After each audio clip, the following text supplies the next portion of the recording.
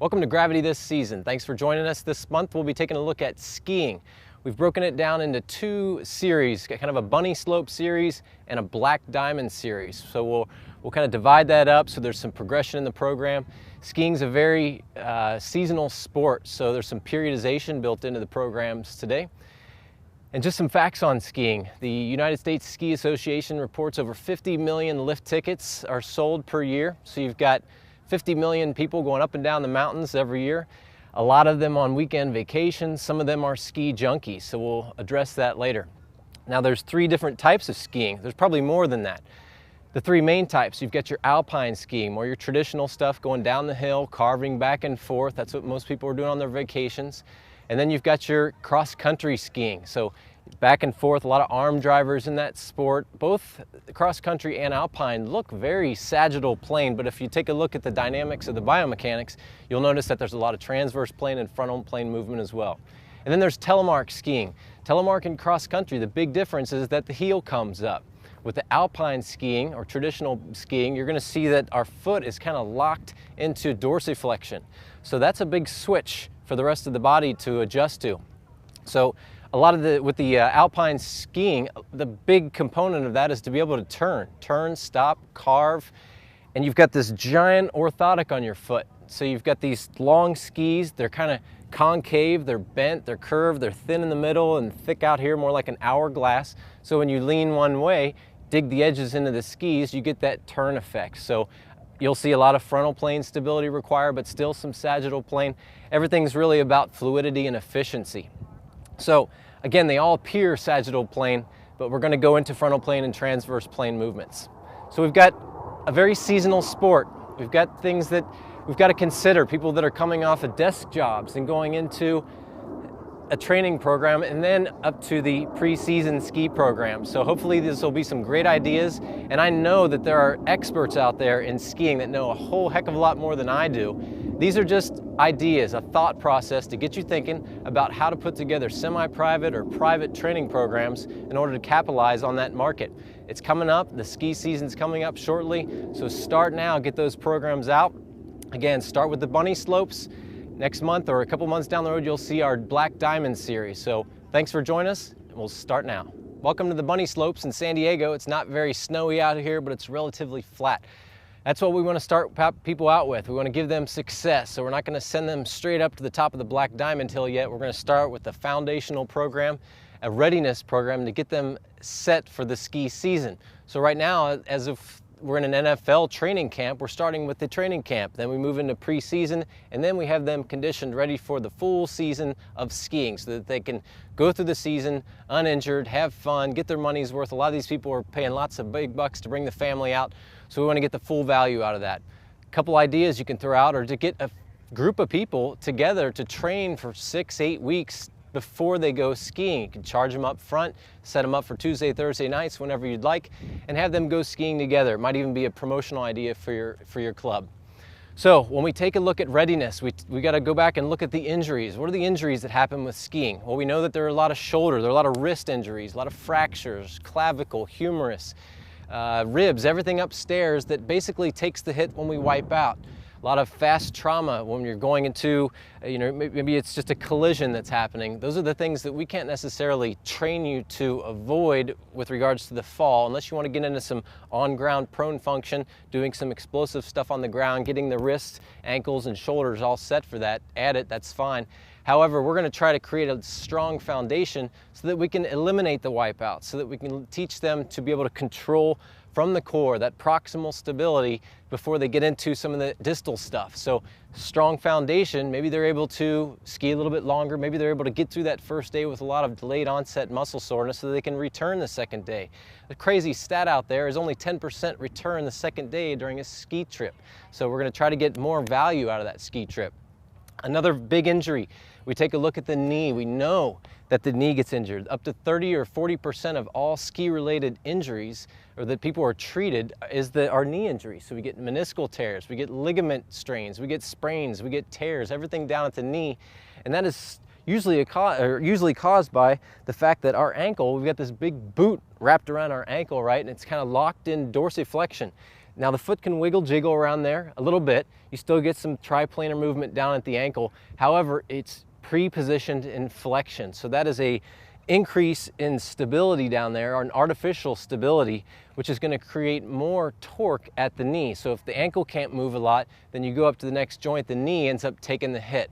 So we're going to look at preparing the body for that by preparing them into a dorsiflex position and then using the body upstairs, top-down drivers in order to stimulate those muscles, those proprioceptors in all three planes so that we can get them a little bit ready for that. With regards to the principles, all the principles of skiing are, we know it's a standing, hopefully, right, it's a standing activity. There's ground reaction force. Gravity is obviously going to have a big effect on skiing. That's what skiing is all about, really, gravity.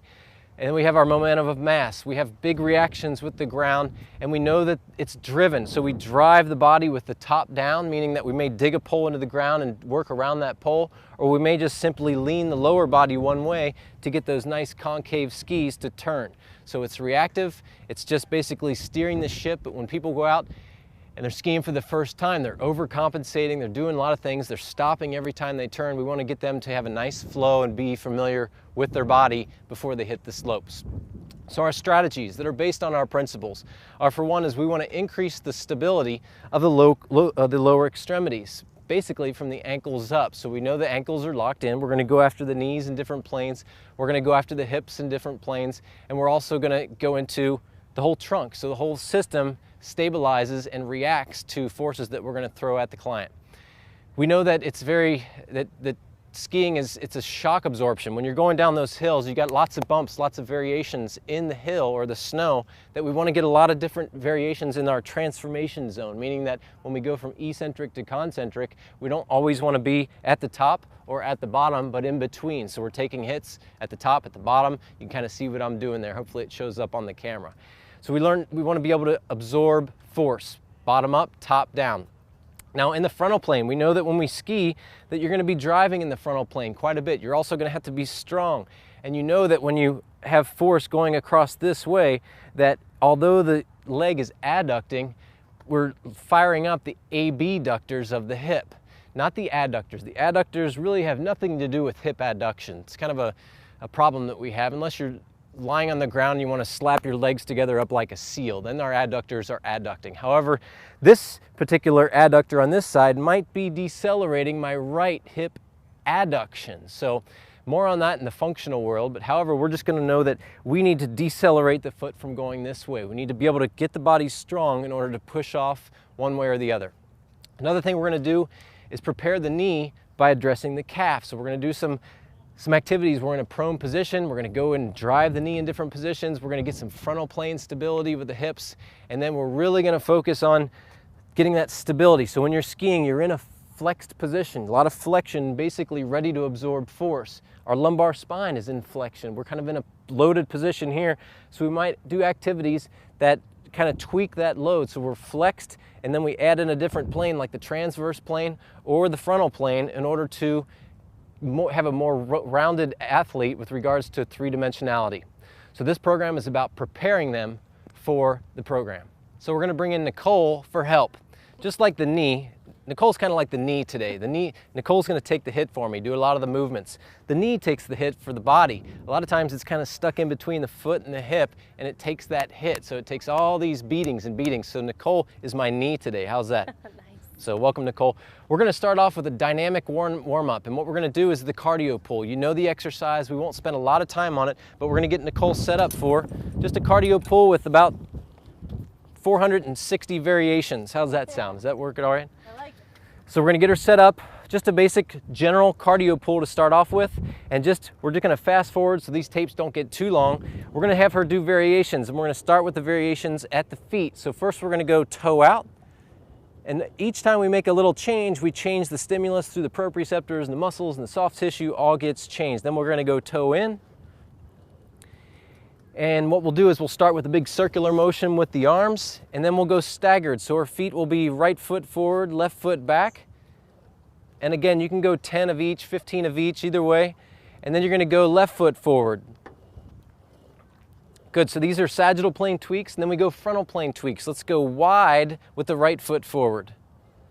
There you go, nice. So each time we do this, all those nice long muscles in the calf are getting lengthened a different way. Let's switch feet.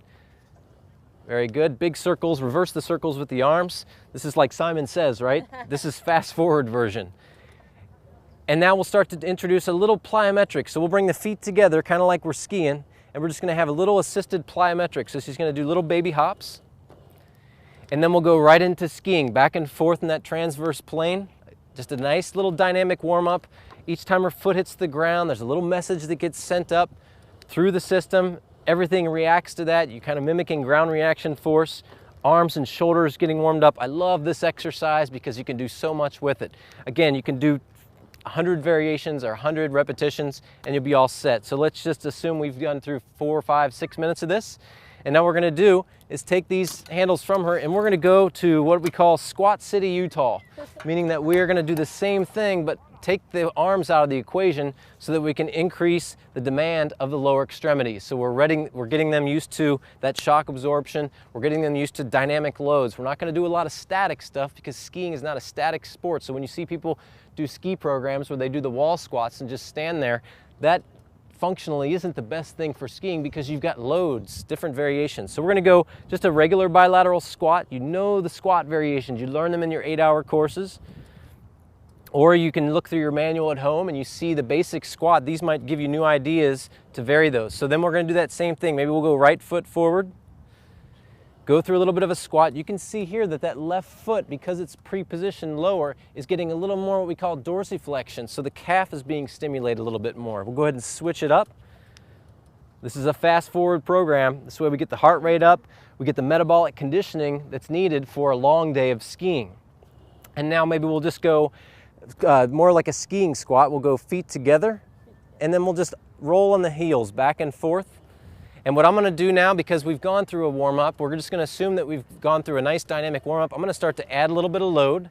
And I can do this by placing a weight in her hand. I can do it by adding our weight bar accessory, putting up to 200 pounds on there.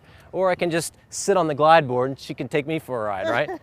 Okay, so then we take it up a notch and we go out to unilateral stuff. So we're gonna use her left leg on the squat stand and do that same thing. Now I can really take advantage. You can build in your rest periods if you'd like, that's fine. And just do different things. Put the foot in different positions. If somebody has pain in the knee, try some of these different positions so that you can get into a nice pain-free range of motion. We never wanna work in pain, we wanna find a way around it. So that's what we call Squat City, Utah. It means that you can do lots of different variations of the squats. You can come up with these programs, put them together, and create a real nice, rounded, dynamic warm-up for the lower body. When we get into the plyometrics, again, you're getting that deceleration. They're taking that impact, you're going through that eccentric lengthening, and then powering back up. So just like you're going down the slopes, the same type of stuff for the lower extremities.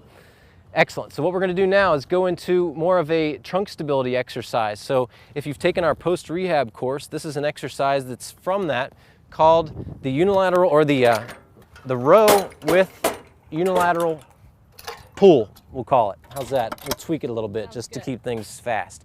So we're going to pre-position her in a kneeling position.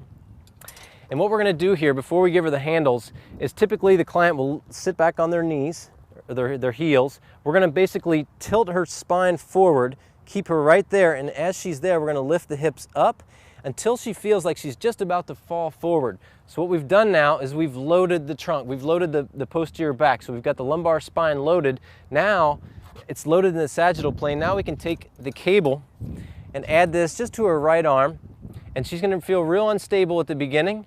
And what she's going to do is, with the sagittal plane load, because in skiing you're flexed, you're in a flex position, you're taking force back and forth, you're absorbing force, but we're not getting forces unless we add like a cable that's going to add a transverse plane force to a sagittal plane loaded lumbar spine. So this is a real nice movement where she just drives the elbow straight back, eyes right on the handles or the elbow. And if you want to sneak in a little cervical rotation, this might be tricky. I'm going to throw a curveball right now. We might do a left head turn as we pull right.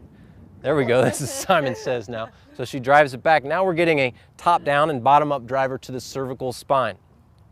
Real nice exercise that, again, loads the lumbar spine, preloads it, and then adds a transverse plane variation to that squat.